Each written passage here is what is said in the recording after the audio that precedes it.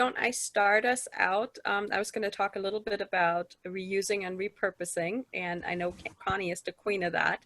So maybe we can pick her brain a little bit more about, she's got me all interested in Medium now. We're all signed up, and I think we're getting ready to share the first blog post on there not too long ago. So I'm all excited about that. But yeah, since we started out this summer, I've been thinking a lot on, how can we bring this all this stuff full circle and make sure everybody can take a lot of value away from this going forward. And we have some stuff planned for next week. So definitely make sure you don't miss the last call and be there live if you can.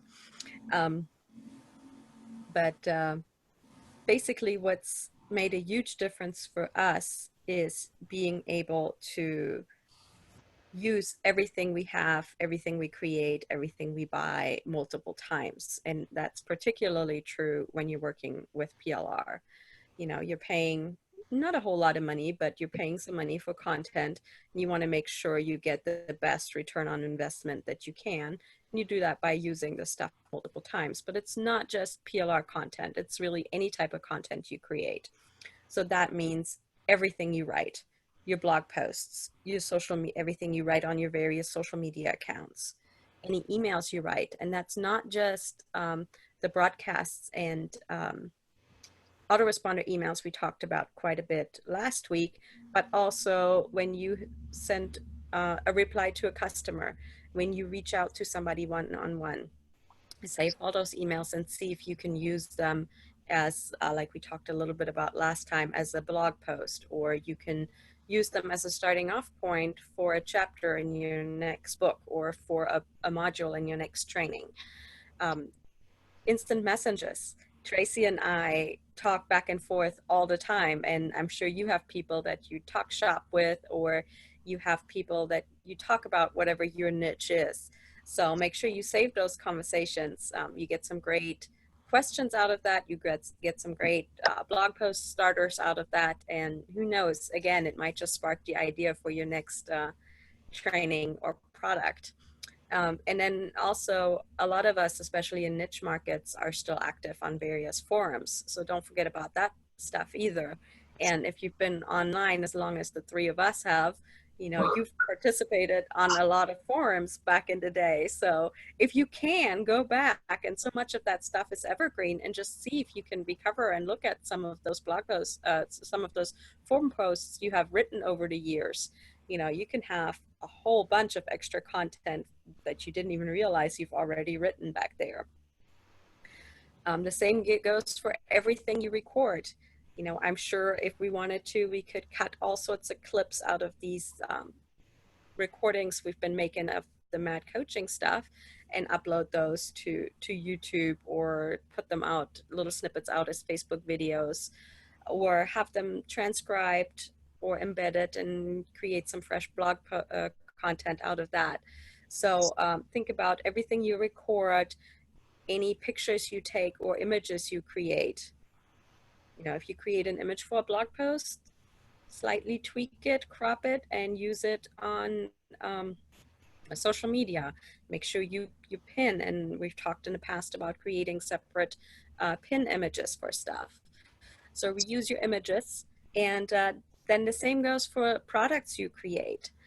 So for example, one thing we've done in the past is, let's say you write an ebook on a certain topic, see if you can twist it for a different audience.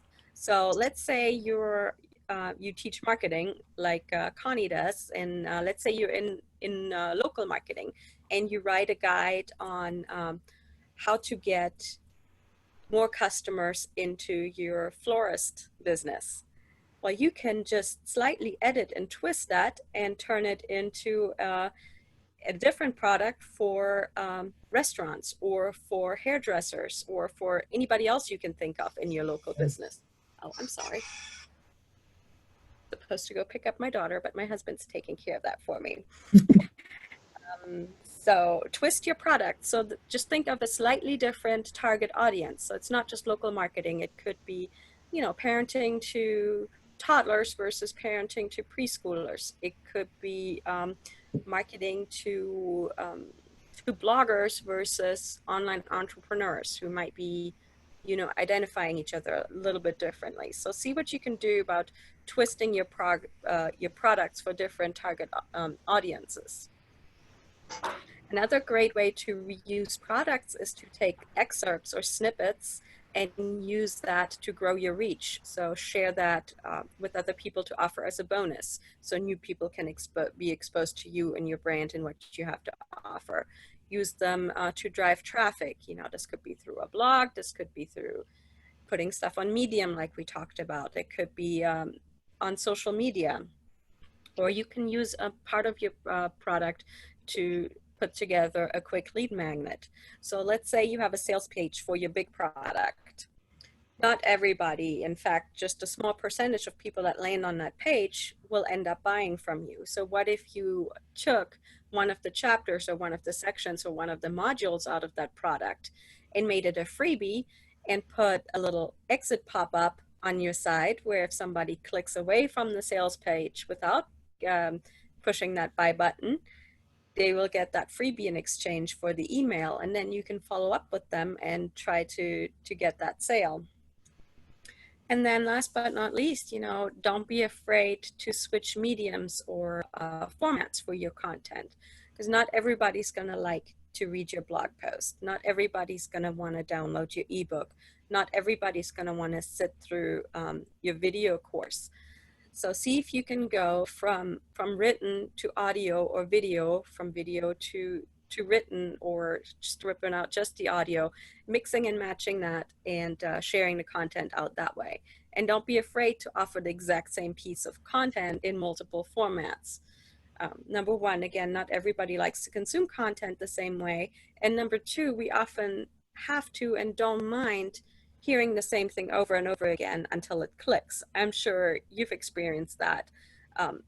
Throughout the training, there's a lot of stuff we have repeated, and maybe the first 3 times it didn't sink in, but the fourth time we presented it in a slightly different way, and you're like, oh, okay, now I get it. And you people are the same way. The same way, maybe you've heard similar messages from Connie or some of the other people you guys follow. And maybe it didn't click with us. Maybe it clicked when you heard somebody else present it in a slightly different way. So don't be afraid to reuse, recycle, and repurpose your content, because at the end of the day, it's what gives you a lot of leverage. You can reach a lot more people. You can have a bigger impact. You can create products a lot faster. And all of that in the long run will help you grow much faster and increase your bottom line much faster. But that's about